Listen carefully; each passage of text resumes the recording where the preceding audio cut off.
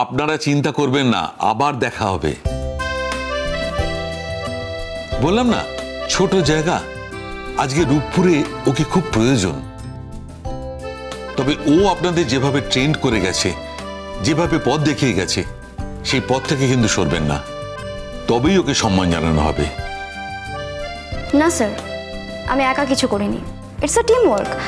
আমরা সবাই মিলে চেষ্টা করেছি একটা জায়গা তৈরি করার। ফার্স্ট ডে যখন এখানে এসেছিলাম অনেক ডিস্টারবেন্স ছিল, এখানে এসেই দেখলাম অ্যান্টি সোশ্যালদের সবাই ভয় পায়, বাট এটা তো হওয়ার কথা নয়, উল্টোটা হওয়ার কথা। অ্যান্টি সোশ্যালরা আমাদের সবাইকে ভয় পাবে। আমরা সেই চেষ্টাই করেছি আর আশা করি আমরা সাকসেসফুল হতে পেরেছি। এর পরের স্টেপটা হচ্ছে ওদেরকে নির্মূল করা। আমরা অনেককে নির্মূল করে জায়গাটা পরিষ্কার করতে পেরেছি, এখনও কয়েকজন আছে।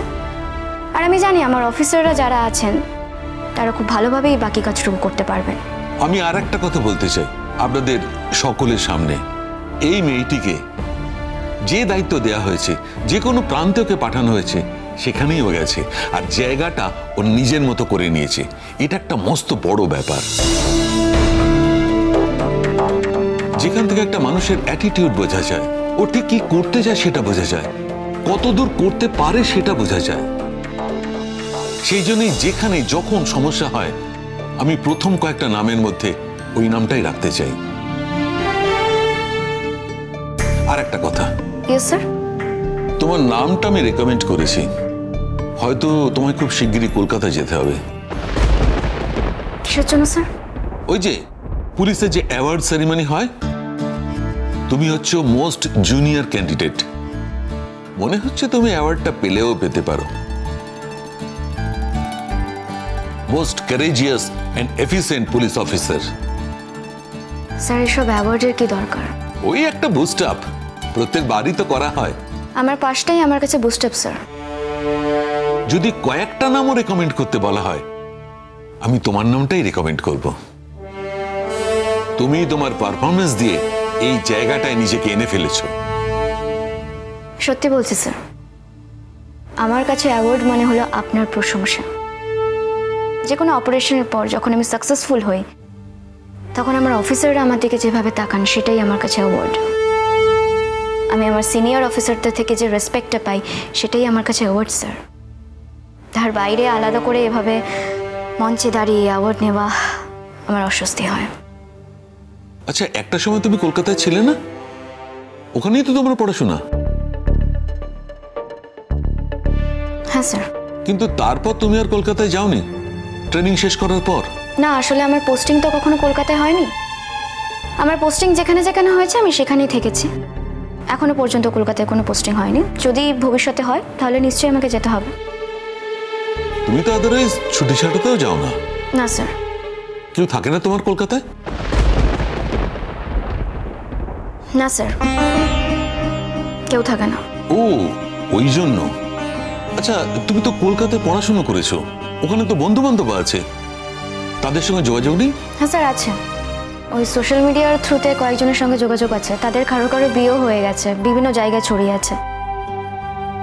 না, কলকাতাতেও কিছু কিছু জন আছে, তবে কলকাতার জন্য টানটা আমি খুব একটা ফিল করি না স্যার। তাছাড়া সবসময় তো কাজ নিয়ে ব্যস্ত থাকি, বেড়াতে যাওয়ার সময় হয় না। তা অবশ্য ঠিক, তুমি তো আবার কাজ ছাড়া কিছুই বোঝো না, তুমি তো ওয়ার্কহলিক। আমার তো মনে হয় তুমি রাত জেগেও কাজ করো।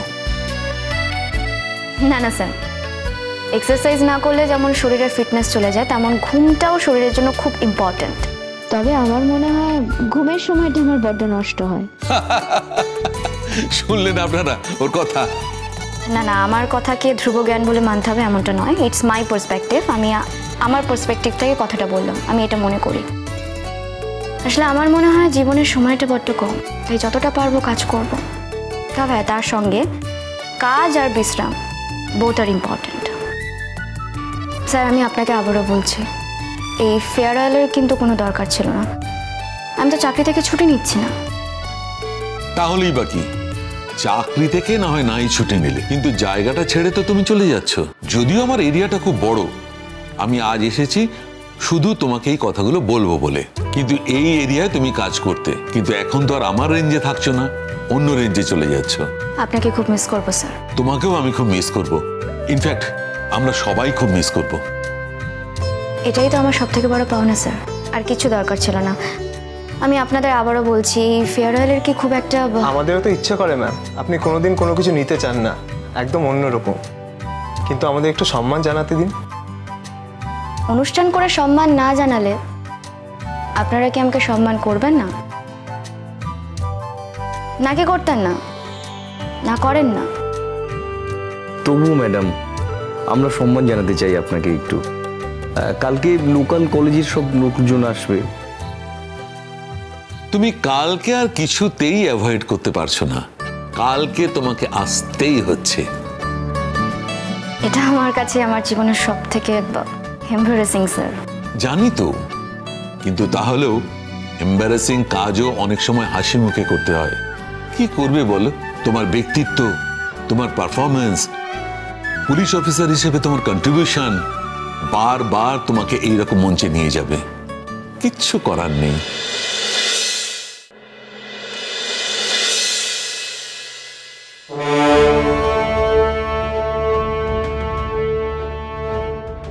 Good morning. Good morning. Good morning, sir. Have a seat. Thank you, sir. Thank you.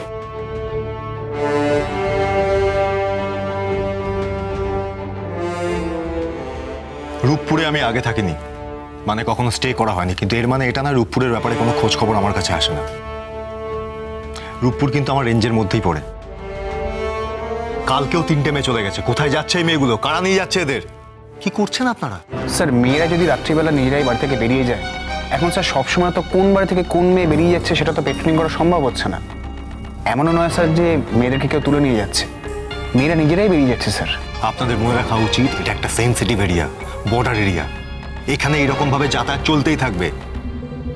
Patrolling বাড়িয়ে দিন আরো। স্যার আমরা পেট্রোলিং 24 আওয়ার্স করি, এখানে তো কোনো ডিমার্কেশন নেই, তাই কিভাবে কোন ফাঁক দিয়ে একজনের বাড়ির ভিতর দিক দিয়ে আরেকজন কিভাবে চলে আসছে এটা আটকানো খুবই মুশকিল স্যার।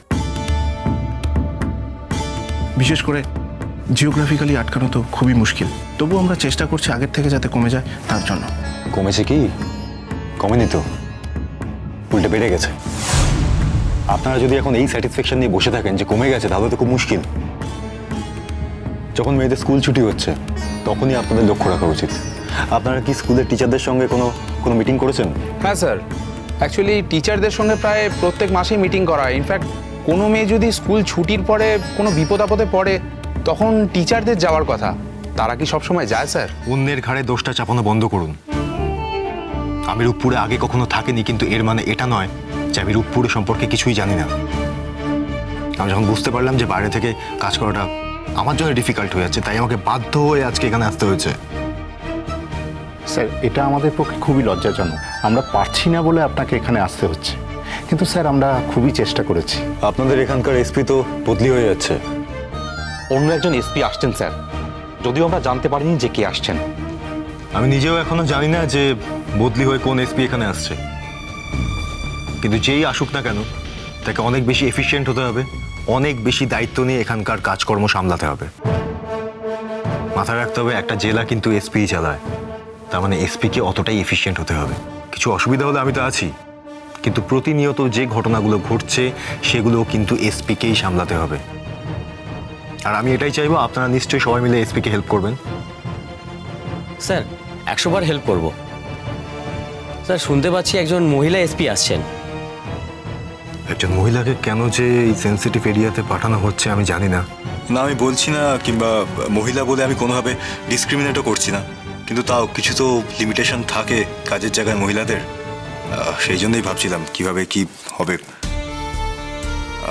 শুধুমাত্র নারী পাচার তো নয়, এছাড়াও আরও অনেক রকমের খারাপ কাজ এখানে হচ্ছে, আপনারা সবটাই জানেন।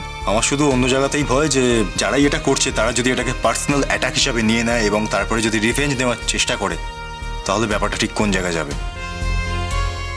আমার মনে হয় আমাদের আগে থেকে নিজেদেরকে এমনভাবে রেডি রাখা উচিত যাতে এরকম কোনো সিচুয়েশন তৈরি হলে আমরা সেটা প্রোটেক্ট করতে পারি। স্যার আমরা খুবই হেল্প করব, যিনি আসবেন তাকেই। হ্যাঁ অবশ্যই, হেল্প তো আপনারাই করবেন, তবে আমি একটা গাইডলাইন অবশ্যই দেবো। আমি চাইবো আপনারা যেন সেটা ফলো করেন। হ্যাঁ স্যার অবশ্যই, এক কথায় স্যার অবশ্যই আমরা সমস্যাটাকে 2-3 মাসের মধ্যে রেডিকেট করতে পারবো। দেখুন কি করতে পারেন। এতদিন কেন যে পারেননি এটাই হচ্ছে প্রশ্ন। যাই হোক, এতদিন পারেননি, আপনারা যদি এখন বলেন যে 2-3 মাসের মধ্যে আপনারা পুরোটা সলভ করে ফেলবেন, তাহলে ব্যাপারটা, আমি শুধু এইটুকুই চাইবো যিনি নতুন এসপি আসবেন তাকে আপনারা ফুল কোঅপারেশন দেবেন, তাহলেই তিনি ফুল এফর্ট দিয়ে কেসটা সলভ করতে পারবেন। Yes sir, definitely. স্যার, নতুন এসপি যেদিন আসবেন আপনি একটু থাকবেন স্যার? উনি তো বোধহয় কাল পরশু আসবেন। আমার কাছে যদিও এখনো কোনো অফিসিয়াল নোটিফিকেশন এসে পৌঁছায়নি, লাস্ট মোমেন্টে আসবে বোধহয়।